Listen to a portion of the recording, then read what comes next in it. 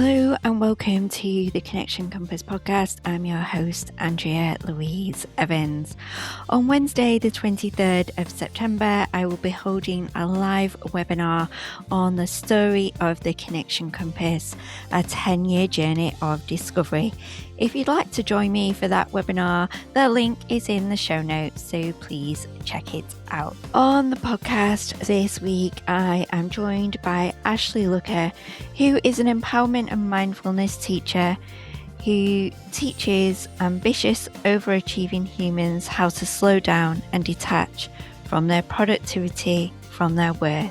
In this week's conversation, we explore what it really means to love life, not by constantly striving for more, but by remembering who we truly are underneath all the doing. Ashley and I talk about the difference between the woo and the woe, balancing masculine and feminine energy, why so many of us have forgotten how to slow down and receive, and how living beyond our energetic capacity leads us further away from ourselves and closer to burnout. Together, we explore unmuting our joy through the tiny everyday moments, redefining success, letting go of the need to prove our worth, and trusting that what is meant for us will find us. We also have a heartfelt conversation about childlessness, self-compassion, and the importance of holding space for the parts of ourselves that still ache with tenderness. Hello, Ashley. Welcome to the Connection Compass. It's so lovely that you're here. For our listeners, please could you share a little bit about yourself? Yeah, I am gosh, where do I start? I am a wife, I am a dog mom, I am a feminist. I am also an empowerment coach, I'm a yoga teacher, mindfulness teacher. There's a lot of things that I do in the world. I love to dance, I love poetry, I love writing, I love journaling, which I'm sure we're gonna get into today. But we live, like, quite a ways apart. I am in Washington, in Tacoma, Washington, in the Pacific Northwest. I've been here my whole life, and yeah, I yes. Do you love life, Ashley? Yes, do. I Me absolutely too.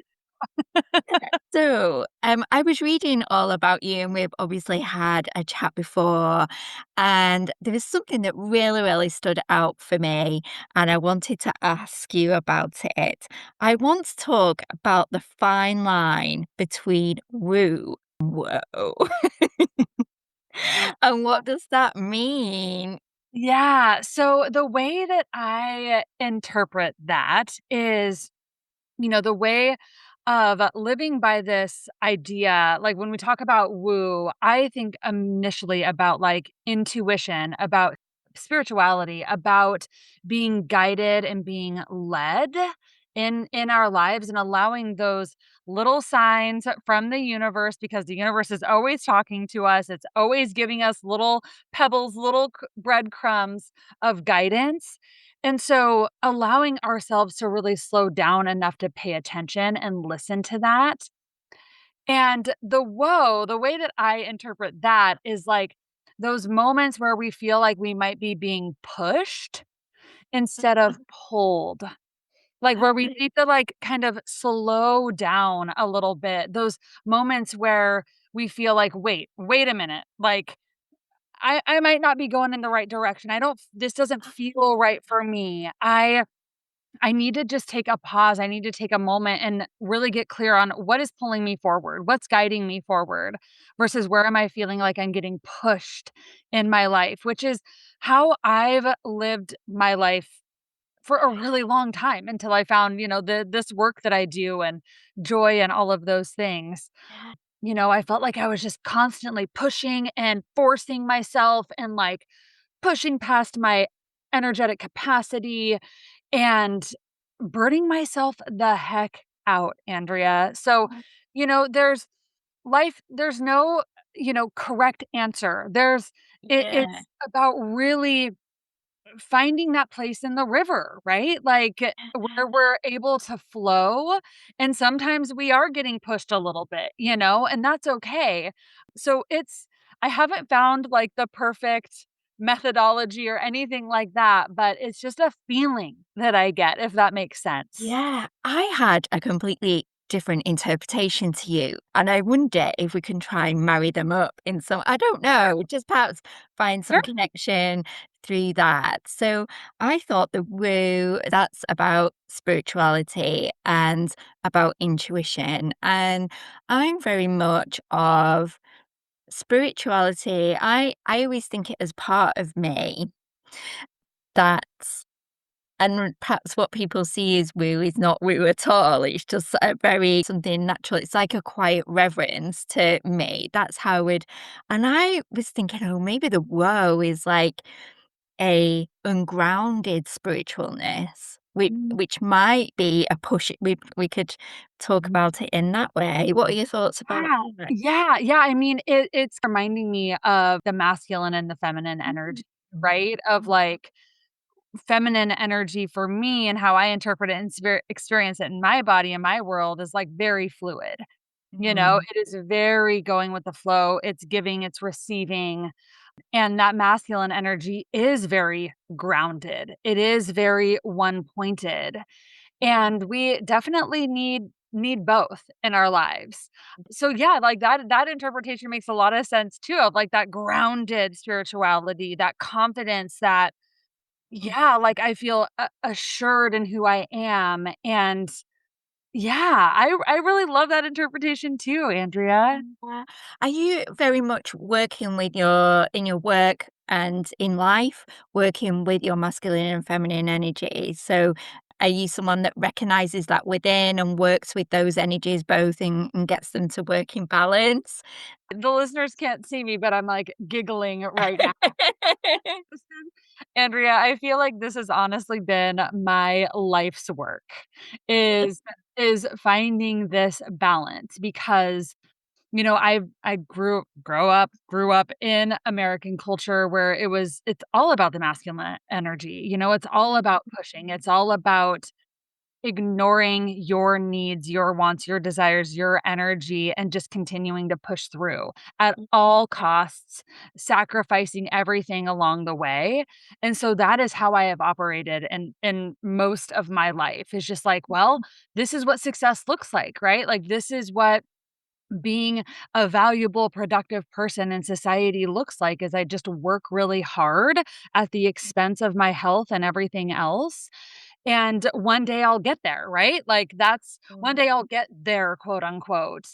And so I ultimately ended up completely burning myself out and making myself very, very sick, operating in that very high toxic masculine energy.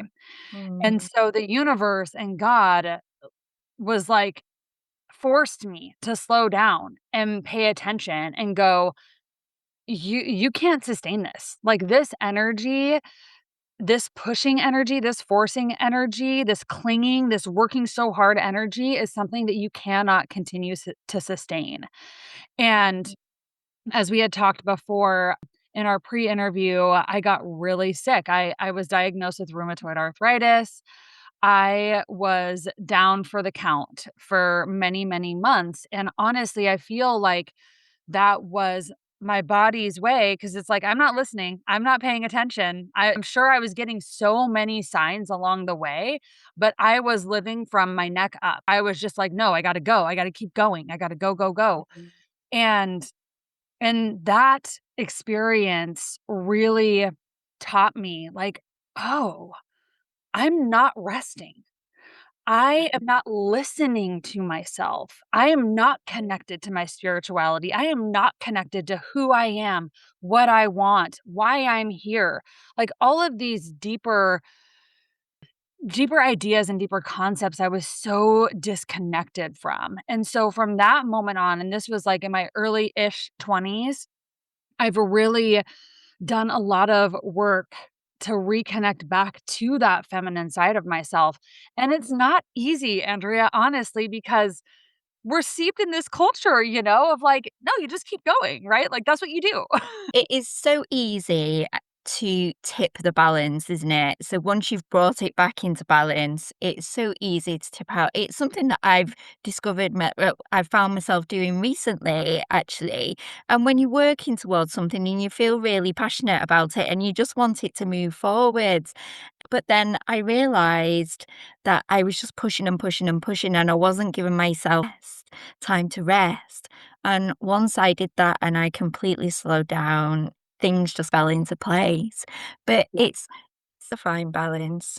Is, yeah, and, because I was so unfamiliar with slowing down and that feminine side of myself, like, it felt really scary. It still feels really scary on one level. It feels very like, I'll go to, like, like, take a bath or, like, take a rest or take a leisurely walk of some sort, Mhm. and it's like, "But wait a minute, like, but don't I have to send that other email? Or doesn't this person need something from me? Or doesn't this like," so all of that energy starts to bubble back up, and that's where the work comes in, where it's like taking a deep breath and going, "Ashley, you deserve to rest. You need to rest. You need to take care of yourself. It is time to give all of that energy expenditure, all of that energy that you're giving out, it's time for you to receive that back. And that receiving feels very unfamiliar for me. And so that has been a huge practice is like giving back to myself, receiving the love back to myself, receiving the joy, receiving the rest and the nurturing. So, yeah, I think it's gonna be a lifelong practice, to be honest, Andrea. Yeah. Can we talk a little bit about being receptive, receiving? Because I find it quite difficult. I found myself asking a few questions like, how do I know that I'm receiving? How do I know that I'm receiving enough? Because it's so unfamiliar and Right. because you're like, well, what does this look like? Because society, I think there are many cultures across the world where we don't know what it's like to live in the feminine, like at all, not to the extent that we, and even when we think that we do, there's probably more to probably learn to. Yeah. And I love that, Andrea. I honestly think that that is such a great question to ask and such a beautiful place to start of like, what does this feel like for me? And what does it feel like to be open? How do I know when I'm receiving? I think that these are beautiful questions that we have to ask in order to create a relationship with that receptive energy, because it is so unfamiliar and it feels so strange, Yeah. to open up to receive versus like giving, giving, giving all of the time. Like that's easy, right? That is easy. And so, when I've first started really slowing down and opening up to receive, there was so much resistance that I Mm. felt like, wait, that's too much. Okay, Yes. I sit on the couch, half hour, oh, that's too much. There's that resistance would come up, and I really started to understand that resistance as something truly changing within myself, right? Like, when that resistance popped up, I started to really see it and reframe it as, "Oh, like, this is where shit gets good, this is where the change really starts to take place, right? Like, that is our brain questioning going, "Oh, we've taken it too far. We've reached that capacity. We've reached that limit. And what would it be like to kind of play with that and sit Mm. on the couch for another 10 minutes and receive a little bit more or sleep in a little bit more or receive positivity a little bit more, right? Like what would that Mhm. be like to just stretch yourself a little bit beyond that resistance? Feels it feels a vulnerability. And you are completely out of control, and I don't think we're used to not having control at all, because there's a safety aspect to controlling, isn't there? Oh, absolutely. The more we grasp, the more we cling, the more we try to control things, the more we think, "Oh, I'm safe. If I can just Yeah. control this enough, if I can Mhm. just manage my life enough, or if I can manage my schedule enough," or whatever the case may be, then I can relax, right? Yeah. Then I'm safe. So I love that because one of the things that you mentioned at the top of our call was that "whoa" energy, that groundedness. Yeah. I think that's where that comes in, right? Yeah. Is a sense of safety within ourselves, a sense of grounded, safe energy of being with ourselves and trusting like, "Oh, I can receive. I can receive. Yeah. I can be at this limit or this capacity to receive." Building that into your life, I think is a really powerful thing to do as well. Obviously, when we're thinking about joy and life and bringing balance to our lives and having that masculine and feminine, in what ways do you feel we're currently muting our joy? I'm thinking in broader aspects. I think in life, in the world, what and how are we muting it, and how can we unmute it? I suppose. Yeah. Oh my gosh, yeah. I mean, the most common ways that I see myself and many of the women that I work with muting their joy is by doing too much, Right. Okay. is busying themselves. Like, Mm, keep themselves incredibly busy, so much so that we are missing all of the micro moments of joy that happen within our lives. Joy is available to us, it is accessible to us every moment of every day, regardless of what is going on externally in our lives or even internally in our lives. Joy is always there for us. And when we get really busy in our lives and we fill our lives to capacity, it is so easy for us to miss the yeah. joy. And we end up just going through the motions of life, right? It's like we're living on the surface of our lives versus really seeing, seeing all of the miracles and all of the joy and all of the love that is really around us. Yeah.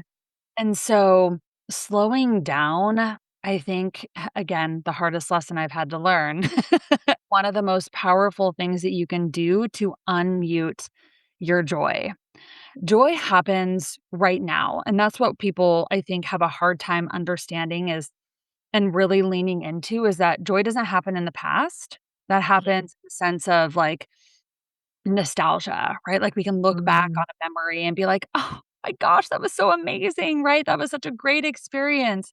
But that's not real joy, right? That's nostalgia. mm, And we can look to the future, right, with hope of like, "Oh, that's gonna be so great when that happens," right? And that's wonderful too. We need both of those things.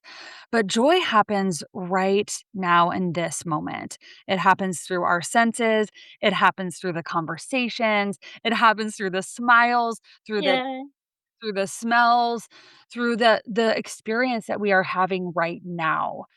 So, when we get too busy, it's hard to be present, right? And so that's the first place that I would start at least. What would you describe as a micro joy? People are going through the motions and of life. You don't necessarily think that anything's wrong, and it isn't wrong as such. It's just that there's a different way to be. It doesn't have to be like that. Yeah, And often some people just have an inner knowing that there's more, but they don't know how to access that or yes, think it's not achievable. yeah. But actually, like you said, it's in the moments right now. Yeah, and I love what you just said too, Andrea, because there is nothing wrong with going Mhm. through the motions. No, not That at all. is that's a phase that many of us experience in our lives, Mm, where we're in a busy season, and it is just one thing after another, or life is yeah, just, like, keeps throwing you these curveballs and, things keep happening, and joy is still there. It's yeah, still there, and so even if I can't necessarily access it in this moment, for me, it's just so reassuring to know that it's there, because Yeah. I don't always choose joy either, I'm just like, Yeah. I just wanna be pissed off today, like, and that's just Absolutely. what it's gonna be, and there's nothing wrong with that. But just to know, like, okay, I can choose joy in any moment, Yeah. reassuring to me. It's not going anywhere. And so I actually just wrote a newsletter about micro joys just this week, actually, because I'm actually in a tough season in my life right now. And joy hasn't been the easiest thing to access for Yeah. me. And so I've been really leaning on these micro joys of like, sipping my coffee, slowly, really tasting what my coffee tastes like and Yeah. feeling it in my hand. I wrote in my newsletter the other day, one of my micro joys was slicing open the perfect avocado, Yeah. like, slice and you look at it and you're like, "This is the most perfect avocado," And then, Yeah. another micro joy, for instance, is my niece asked me if I could curl her hair for a concert that we're going to together. And, like, in that moment, I was just like, "Oh my gosh, my little heart," like, I just felt this, my heart opening to this joy. So, those things, right? Getting the close parking spot when you know you've got a ton of groceries to carry, those are Yeah. micro joys, and it's the recognition of those things. It's in the moment going, "Oh my gosh, this coffee tastes so good," or, "Oh my gosh, I'm so grateful my niece wants me to curl her hair. Oh my gosh, like, what a cool little thing that I get this close parking spot," or, "Oh my gosh, I get to enjoy this delicious avocado," right? So, those are just a few examples of what a micro joy Yeah. can look like. I'll share a couple of mine.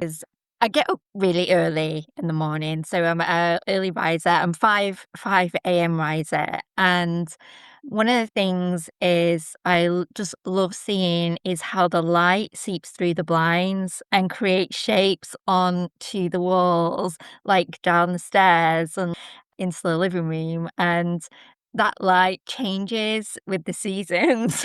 Like, and I love seeing it. And the other thing is around late summer, particularly in the summer, when I come down the stairs, I have an old dining table that has been with me since 2001. It's still in good condition, really sturdy.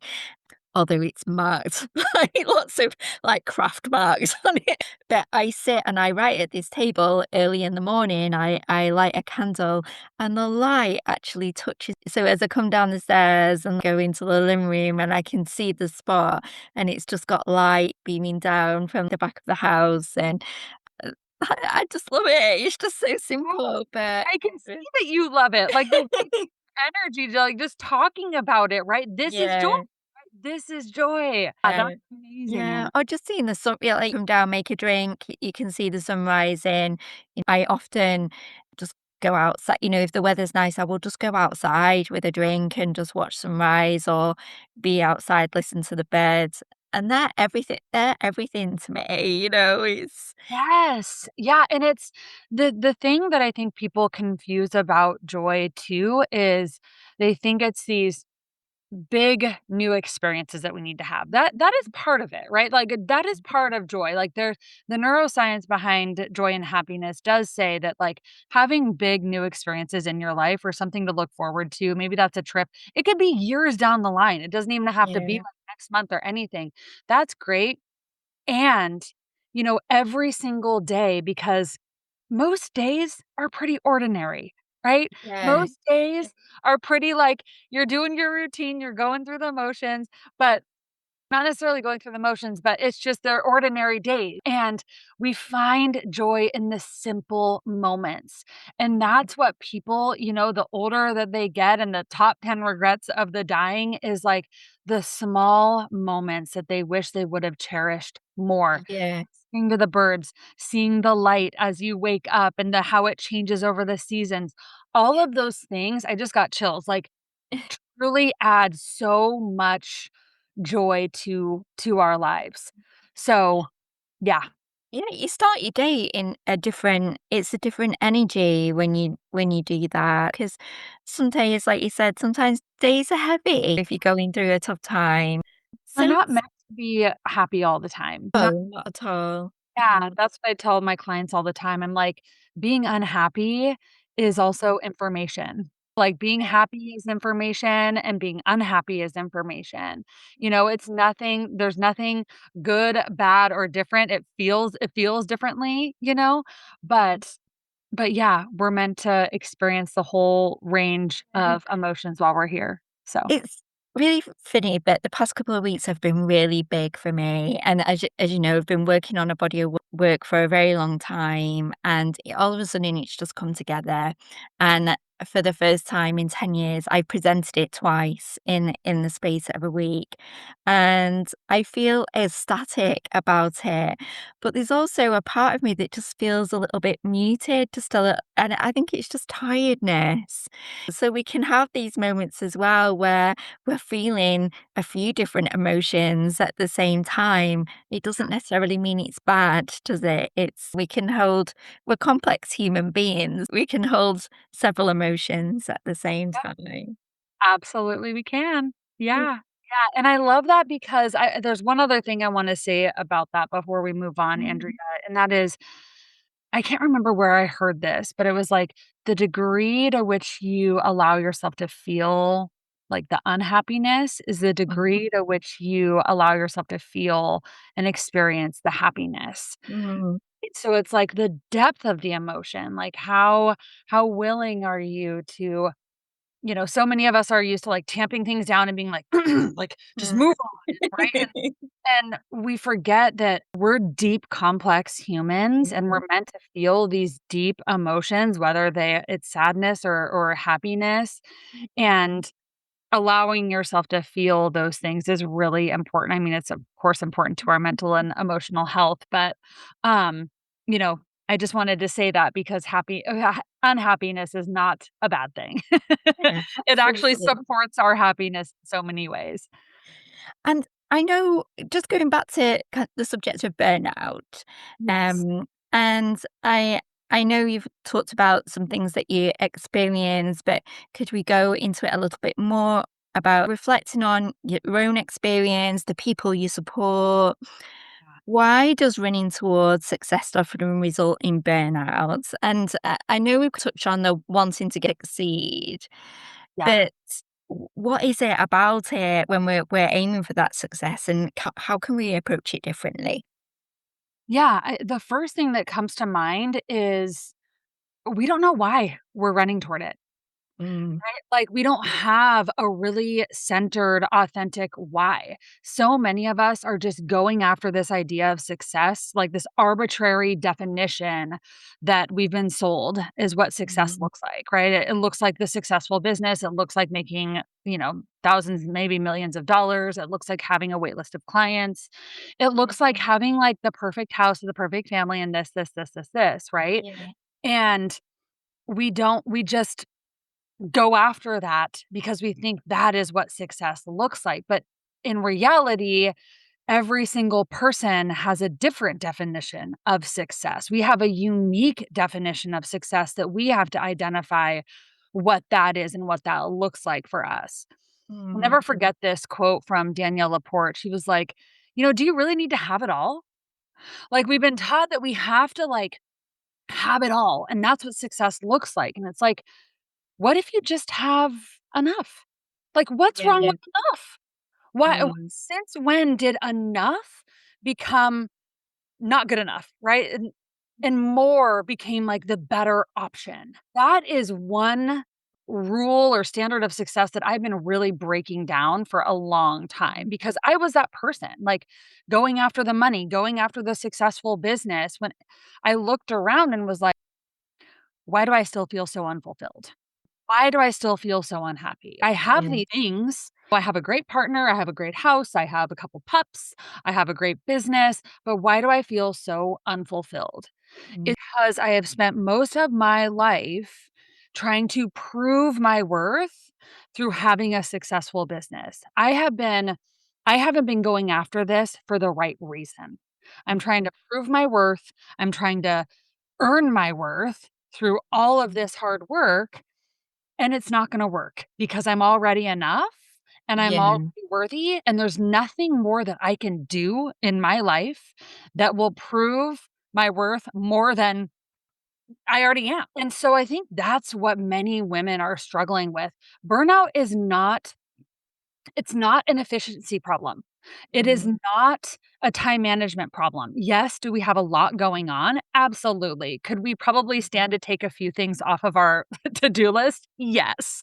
But ultimately, I think the burnout comes from us living a life that isn't ours, right? It's a life that we have been taught is like the thing that we should go after. Mhm. And the sooner we realize that, I wish I would have realized that a little bit sooner, but that's okay.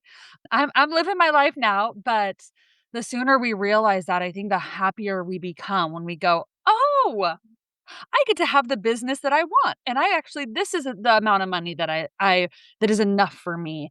And Yeah. this is the place that I want to live." And defining all of those things for ourselves versus, so that was a little bit of a TED talk, Andrea.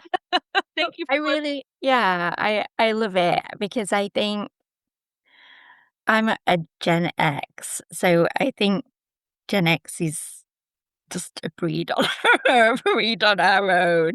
We've grown up in very different times, very down to earth. We just take life in our stride. Perhaps for some people, success looks like you say, just this big having it all. But sometimes we don't get it all, do we? And it's learning about then what does success mean?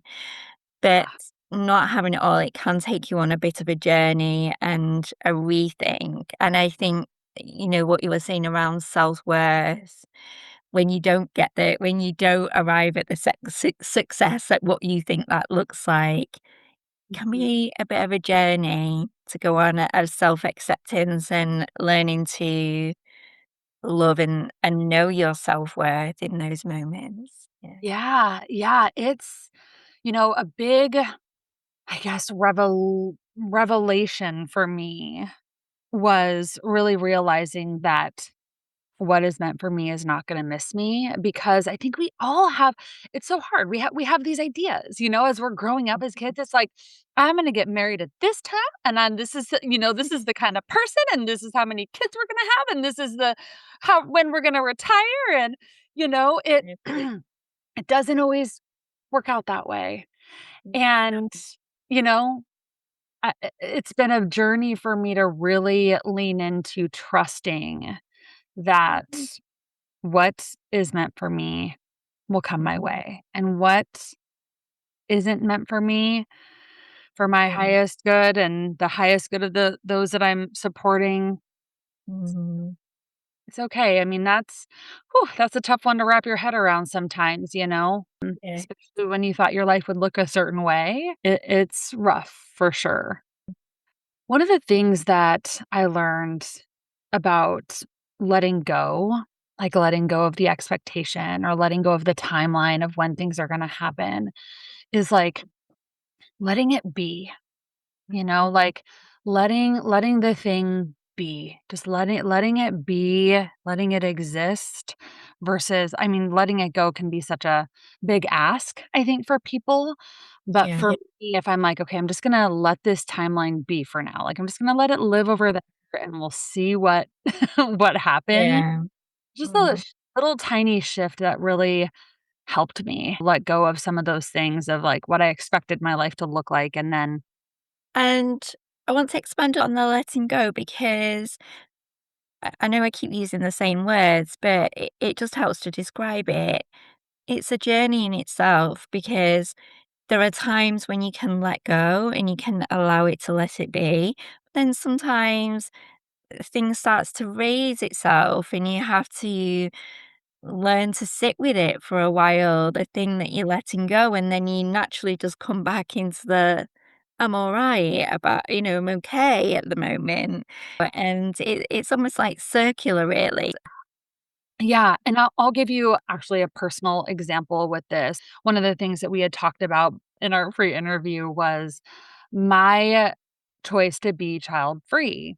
And that was a really big struggle for me. Like, for a really long time, I was the person who expected, like, "Oh, like, I'm gonna get married at this age, and then we'll have kids at this age." And 33, because that was the magic age for me, like, I'll have kids when I'm 33 years old.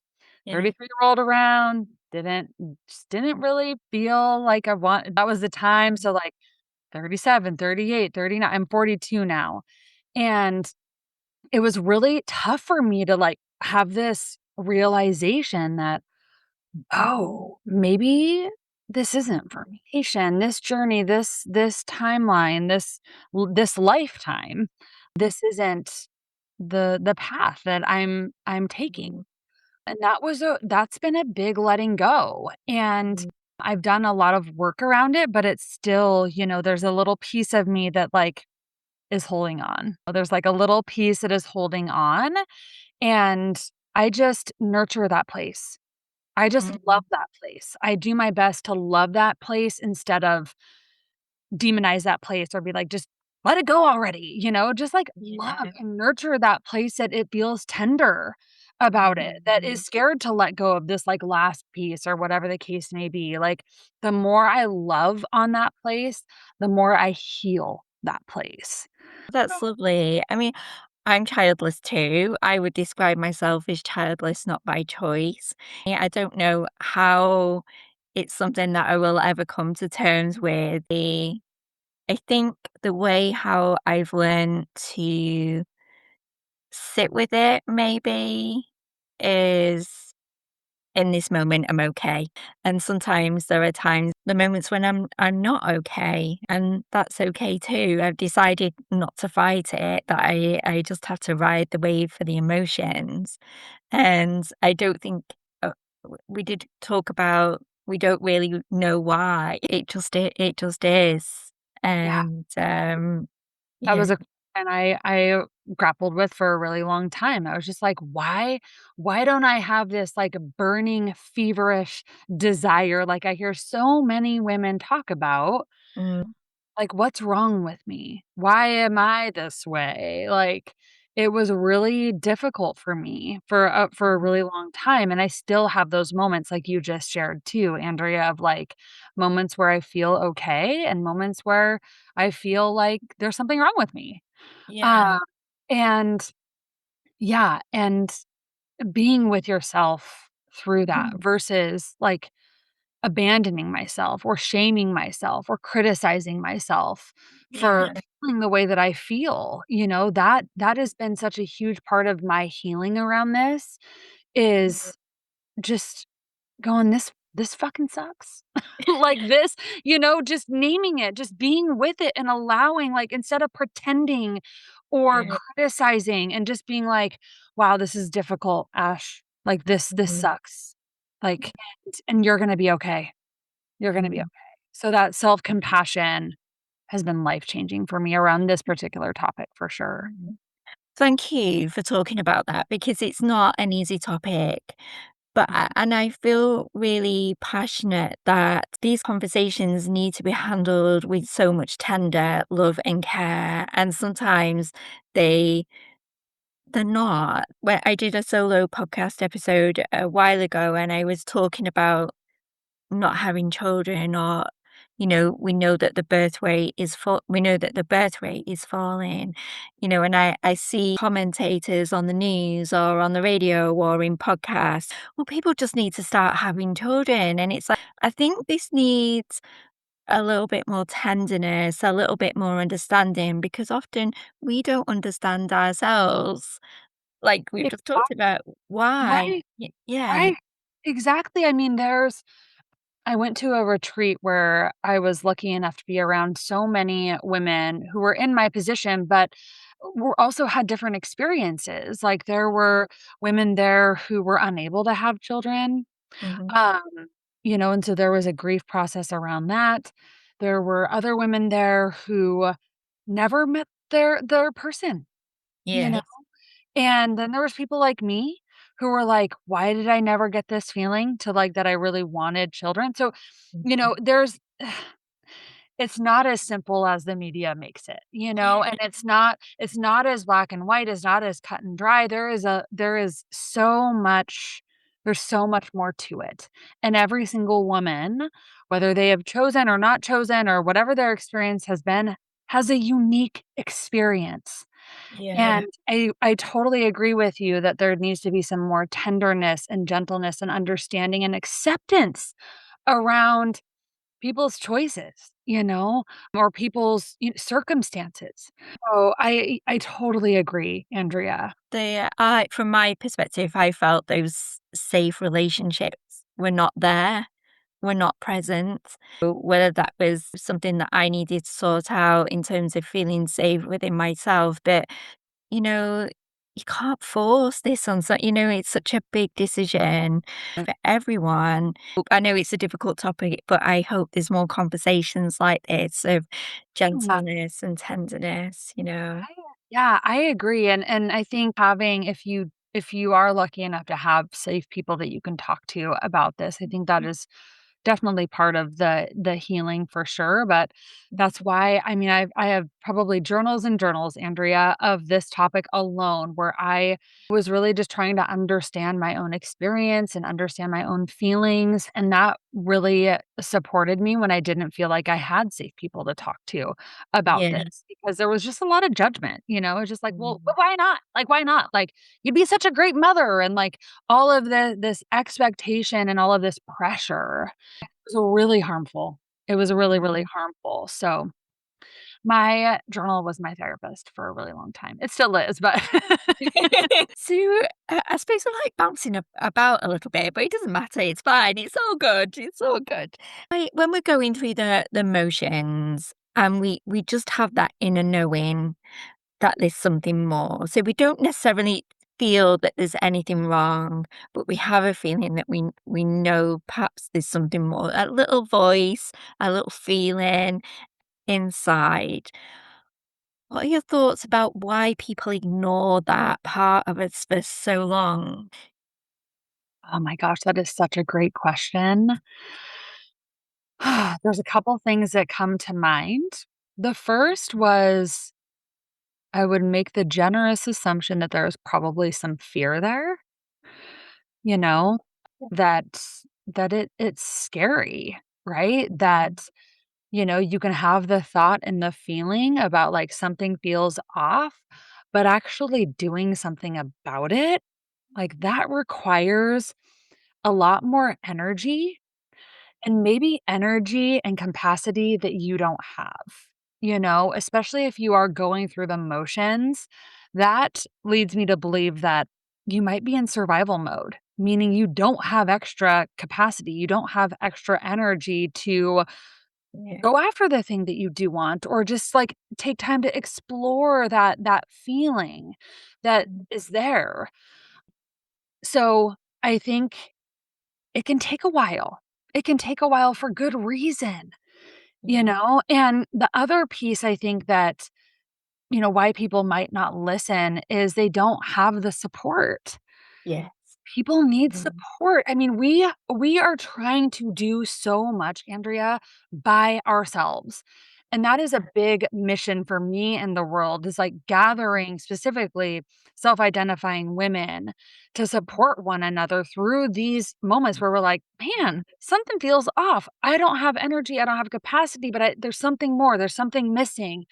And having those people around you that can go, yeah, I know. Oh, or I'll listen. Let me listen to you. Mm. Let me hear you. Let me understand you. Mm. That is so freaking important. Not a lot of people have those people, have that support. So, there's a million and one reasons why people might not listen to that. But those are just a few that I have personally experienced and a lot of the clients that I work with. So it makes sense. Again, like let's not shame ourselves for, Mm. being in this place where it's like, "Oh, I'm going through the motions. I don't like this, but it also scares me to go in this direction too." Well, that's okay. Be with yourself. Don't abandon yourself through shame and judgment and criticism. Be Yeah. with yourself through love and compassion. I was thinking as well, sometimes the external noise is so loud that you can't hear yourself anyway. And it does take to listen to that voice. You do have to, it goes back where we started, to go inwards and to listen to yourself, don't you? Yeah. You are exactly right. It is so noisy. It is Mm. so noisy. There is so much external pressure and so Mhm. many narratives that we just unconsciously have taken on, because Yeah. soup that we are swimming in. And Mm. again, I really I feel like I've been really driving this home today, but like it makes sense. It makes sense that we would feel this way. And so the more compassion we can layer on as we are processing these things, the better. So yeah, it gets really noisy and it's really important for us to quiet that external noise as much as possible so we can hear like, oh, it's this, right? It's always that little whisper. It's that little like nudge of something that is so easily missed when we're in survival mode or when there's so much external noise. You used a lovely term on your website about leaning into spiritual self care. And we know what the physical, mental, and emotional care looks like, but spiritual often gets missed out. So, what does that mean? How do people recognize that they need to have Mm. spiritual self care? Yeah, so this is something that I've been exploring for quite some time now. And spiritual self-care or soul care for me is it really comes back to a remembering. It's not about doing. Like self-care is about the massage and making sure you're Yeah. drinking enough water and all of those things. For me, spiritual self-care is remembering who I am beneath all of that noise, Yeah, that's yeah, beautiful. and really connecting with that part of myself, whether that's through getting outside and being in nature and just sitting in the trees or looking at the ocean or putting my feet on the ground.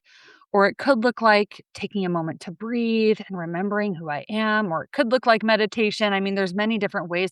It could look like dancing. So it can show up in many different ways. But for me, it is that just reconnection back to who I truly am, Mm. which is a part of the universe, a little stardust, getting spun around on this rock. I'm so much more than a mindfulness teacher or a wife or, Yeah. a child-free woman. Who am I beneath these labels and these roles and connecting to that piece of myself. And again, to even come even more full circle, what you said earlier about the woe and that groundedness and that centeredness, that's what it feels like for me. Yeah. Like being in awe of myself and also feeling so grounded in who and knowing who I am. And what are you looking forward to the most the next 6 months? What's going on? Oh my gosh, what am I most looking forward to? Ugh. Well, I am a summer girly, and Yeah. it is summer right now, so I'm really just looking forward to more time in the sun, like, soaking it up. I'm in the Pacific Northwest, so we've really gotta soak it up while we can here, Mhm. and yeah, I would say that that's what I'm most looking forward to. I'm also in school, and by the end of this year, I'm gonna be starting my internship for counseling, so I'm really looking forward to that too and just deepening my skills and my practice, so, yeah. And you love dancing, so what's your favourite song to dance to, Ashley? Oh, this is gonna be so hard. I do love, like, a feminist, powerful woman moment, so, I mean, I love dancing to, like, Pink and, I've never been, like, a Swiftie. Swifties don't kill me. I love Taylor Swift. I think she's amazing and talented. But, yeah, I would say, Pink is one of my favorites to dance to. She's just, like, such a unique badass. Like, when I look at her, I'm like, anybody else but herself. Like, thank you so much. So, I love her. Ashley, it's been a joy speaking to you. Thank you so much for the conversation today. It's been beautiful. Thank you. Thank you so much for having me, Andrea. What a beautiful episode. The conversation that I had with Ashley. When I listened to the episode back, I just felt so much gratitude for being able to have these conversations that support us to soften, to breathe and reconnect with our intuition, and to remember that we don't have to earn our worth, that we are already enough just as we are. I am also incredibly grateful for the conversation with Ashley about childlessness.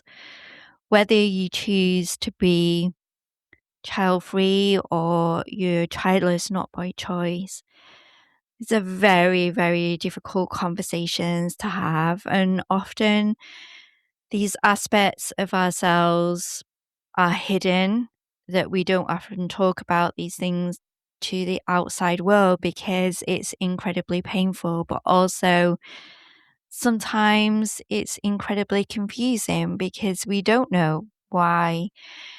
We may not always know why we have found ourselves childless, whether by choice or not by choice. And what I feel is incredibly lacking in the world is compassionate and tender conversations around this topic.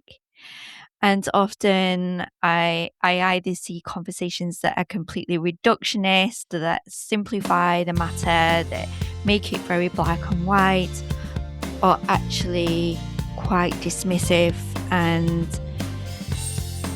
from a very matter of fact way. I don't know whether what's right or wrong, but for some people, this is an incredible, painful topic, and it deserves the heartfulness, it deserves the tenderness. And I hope to see more of these conversations. I don't find talking about childlessness particularly easy, but meeting Ashley and talking about the subject together, it really felt right to bring this topic to the fore. So I really thank Ashley for doing that and being able to have that conversation together. If you want to come to the webinar that I'm holding on Wednesday the 23rd of September, it is at 8 p.m. GMT time. Please check the show notes for more information about Ashley's work. Also check the show notes. And thank you once again for listening to this episode of The Connection Compass. If you think this episode will help somebody else, please leave a review. And remember to keep talking, keep connecting for a more interconnected world. See you next time.